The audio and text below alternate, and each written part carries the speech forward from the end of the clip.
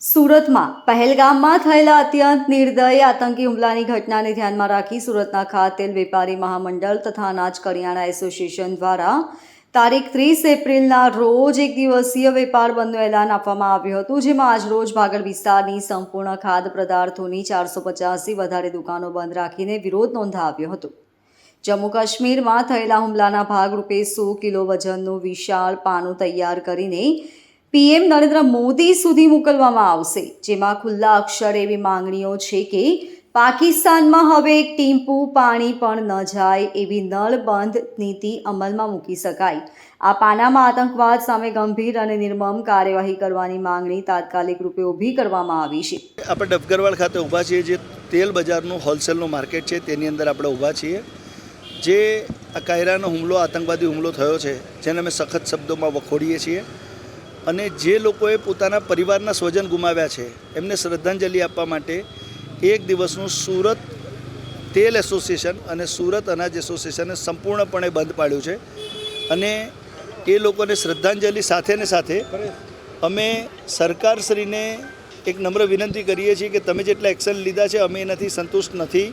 આટલા એક્શનથી નહીં ચાલે, આના કરતાં હાર્ડ એક્શન લેવા પડશે, કારણ કે આ અસહ્ય બાબત થઈ ગઈ છે કે સામાન્ય સિવિલિયન નો નામ પર્સન કશે જતો હોય ને એની ઉપર ફાયરિંગ કરવામાં આવે, એટલે આની ઉપર કડકમાં કડક પગલાં ભરવામાં આવે. સાથે ને સાથે જ અમે 100 કિલોનું દિલ્હી ખાતે એક પાનું બનાવ્યું છે, જે પાણીનું નળ ફિટ કરવાનું પાનું આવે.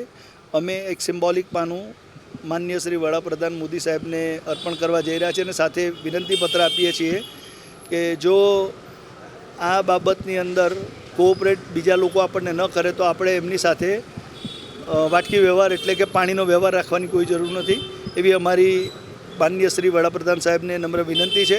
એટલે વિનંતીપત્ર અને આ પાનું આપવા માંગીએ છીએ. અમે સાથે સમજીએ છીએ કે આજે ને આજે આ ડેમ તૈયાર થઈ જવાના નથી, આજે ને આજે આ પોસિબલ નથી, પરંતુ એ દિશામાં જો ગતિ કરવામાં આવશે તો નેક્સ્ટ જનરેશન આ ટેરરિસ્ટ એટેકથી 100% બચી શકશે.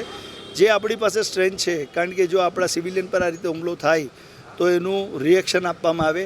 બહુ સારી વાત છે કે અમારા વેપારની અંદર મુસલમાનો, હિન્દુ, ક્રિશ્ચન્સ બધા જ સમુદાયના લોકો છે અને બધાએ જે કવચમાં કીધું કે નહીં, સંપૂર્ણ બંધ એટલે બંધ જ, એટલે બધા ભેગા થઈ, કારણ કે આ કૃત્ય કરવા પાછળનું મુખ્ય કારણ દેશની અંદર અરાજકતા, અશાંતિ ફેલાવવાનું છે. પરંતુ 140 કરોડ જનતા હવે સમજી ગઈ છે કે આ ચાલી શકે નહીં. પણ આ રીતની કાર્યવાહી પર કડકમાં કડક દેશ તરફથી પણ કાર્યવાહી કરવામાં આવે. ખાલી પાણી બંધ કરવાથી નહીં, પણ એટલા આકરા પગલાં ભરવામાં આવે કે જેથી ભવિષ્યમાં આ પ્રકારની ઘટના ન બને, એવી અમારી મોદી સાહેબને વિનંતી છે. કેટલાનું ટર્નઓવર ખોરવાશે આ એક દિવસ? અમે આગળથી પ્લાનિંગ કર્યું છે. નોર્મલી એક દિવસનું ટર્નઓવર 300 કરોડનું હોય છે, પરંતુ અમને એવું છે કે આના કારણે 50 કરોડ રૂપિયાનું ટર્નઓવર એ મીનવાઇલ ડિસ્ટર્બ થશે. અમે સમજીએ છીએ સરકાર સામે વિરોધ નથી, અમારે દેશનું અર્થતંત્ર સામે વિરોધ નથી, એટલે અમે પહેલેથી પ્લાનિંગ કર્યું છે. ટર્નઓવર આગળ પાછળ થશે, કારણ કે અમે જીવન જરૂરિયાતની વસ્તુમાં છીએ, એટલે આજે નહીં તો કાલે એ જીવન જરૂરિયાતની વસ્તુ, એટલે અમે કરિયાણાવાળાઓને આ બાબતમાં, કારણ કે જાહેર જનતાને દુઃખી થવું પડે અને કરિયાણાની દુકાન બંધ થાય એવું અમે નથી કર્યું. ફક્ત હોલસેલ અમે બંધ કર્યું છે અને હોલસેલનો સપ્લાય પહેલેથી અમે લોકોએ પ્લાન કરી લીધો છે. Bureau report, LK star news, Surat.